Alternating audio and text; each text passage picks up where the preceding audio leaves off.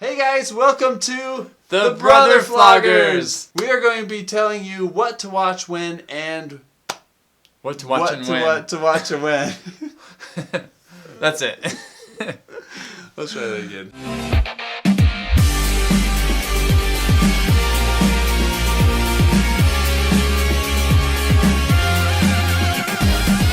We're going to be showing you what to watch and when.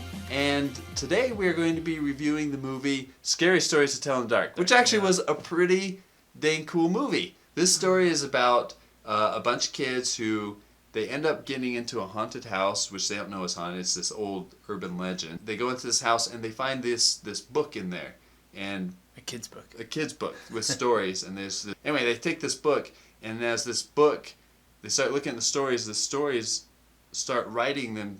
Or it starts writing new stories. It starts writing new stories in blood. So in scary. blood. And so then the new stories become reality. And these new stories are about these monsters that attack people. And it will name the person.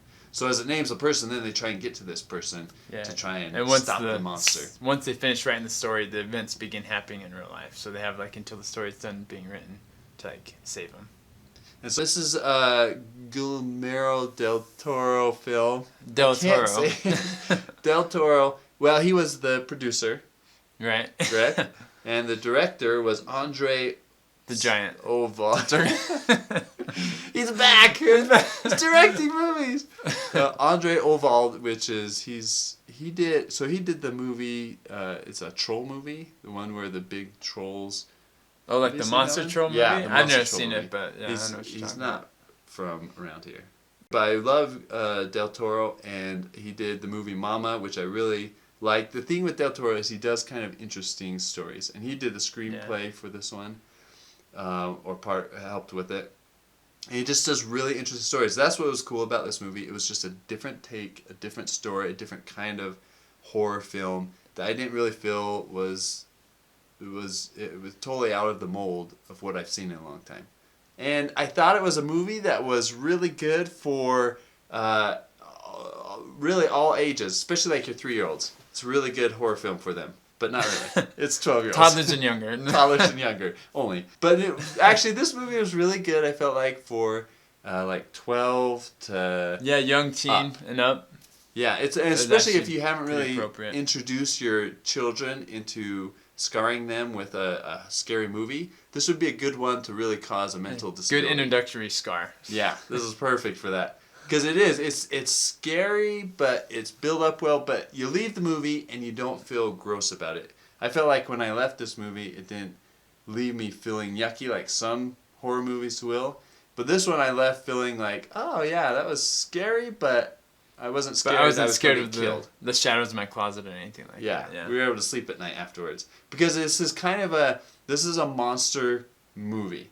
I felt like this was a monster movie with a ghost component to it, but it wasn't like a evil possession type of ghost type of movie. It really was a monster movie. I felt like it was very much a monster movie. Controlled by ghosts. Controlled by ghosts.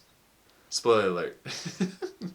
I like to say that. So, the thing that was really cool about this is taken from a book series that was written a long time ago, and it's a book of short stories of different scary stories. Scary stories, yeah. Yeah, and it was written for kids, and so they have taken a whole bunch of short stories and combined it into one story for the movie, and they connected it really well. And a lot of people have heard of a lot of these stories. Like if you've heard of the story, I was told this when I was a kid, the one with the hook, where the couple are in the car and they hear the scratching on the car. Have you heard that one? Oh, yeah. Yeah. Is that based on one of these? That's one of the stories from this. And they didn't throw it into this movie, but there's a whole bunch of... the author took urban legends and stuff and made these scary stories.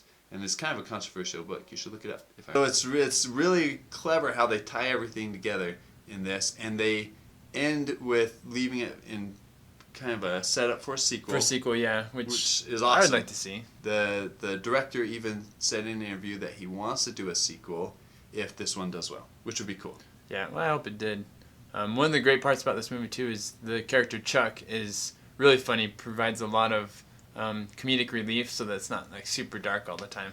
that's one of the things I loved, because Chuck at first was kind of annoying. He has this kind of scratchy He is. voice, and he kind of bugged me at first, but by the Scratch. end, he was a great comic relief, and he a great actor. The kids were all great actors in the show, and Great cast. Great cast. They're so well casted, and they just have this great comic relief, very well timed with the tension that's built, because Del Toro builds so much tension in his films, and then he scares you, and then you have this comedy part, and it was just really put together very, very well.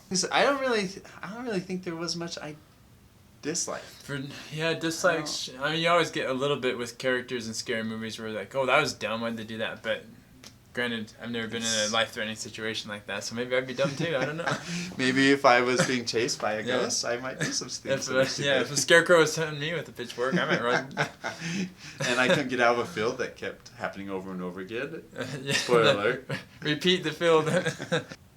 Go with the girl on this one, because it's not so scary. She thinks you're a psycho, but she's also going to be a little bit scared. So there's good opportunity. Reach out and grab your leg or something. Yeah, there's good opportunity for that. So it's good because it'll scare you. The only thing with this one is there's a couple like kind of vivid graphic things with not necessarily like gory graphic, but like but kind of just gross graphic, I guess is what it. And again, a lot of it is just because of how the tension is built up. That when it actually happens, then it seems really gross. Like a severed toe in your mouth. Like. Yeah, I mean, who doesn't see that though in normal day life?